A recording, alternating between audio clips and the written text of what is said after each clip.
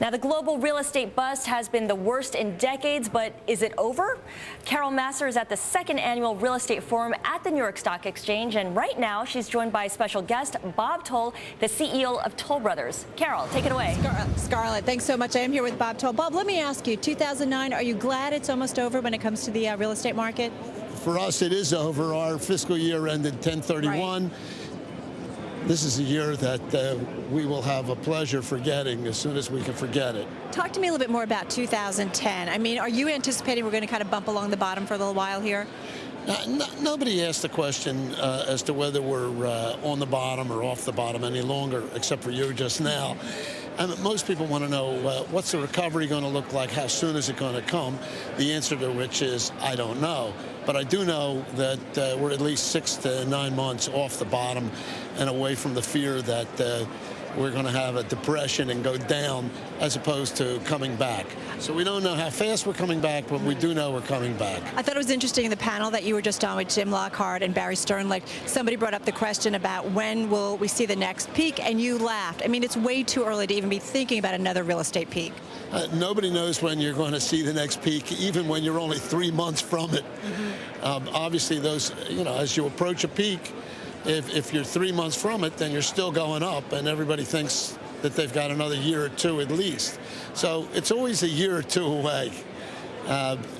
We have no idea. Let me ask you about pricing and deliveries, because in your latest report, you guys did talk about pricing. I mean, pricing in the latest quarter was actually up from a year ago, but you're talking about pricing going down. There's still an awful lot of pricing pressure out there. Well, if you're talking about pricing pressure going down, producing a down effect, I disagree. Coming off the bottom, it's logical that you're not going to have any downward pricing, really.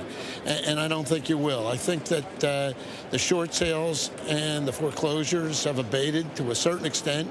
You have pretty low inventory levels, 6 months, probably for single family.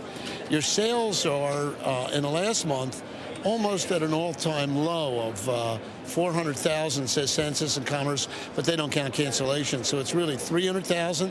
When you place that against $1.5 million on average for the last 40 years, other than for the last couple of years, there's a pretty good reservoir of pent-up demand. So I don't think you're going to see prices go down any longer. I think you're going to see them start to go up, and as they accelerate, then we'll get closer to a serious good time again. But we're not there yet. We're not there yet. What about in terms of future write-downs? Are you anticipating any?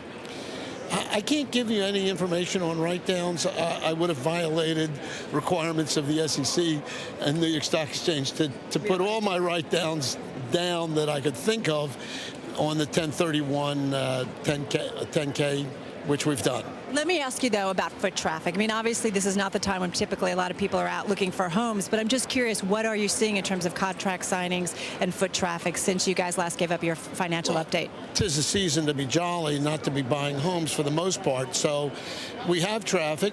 The traffic is very serious because if not, I think they're at Costco or Saks instead of at Toll Brothers. Right now.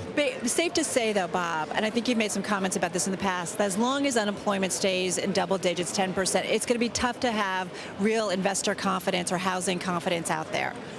Well, I think that's true. As long as you have 10% unemployment, we know the unemployment went down in the last month. Right, but still 10%. And yeah, but still 10%, not 10.2, but 10.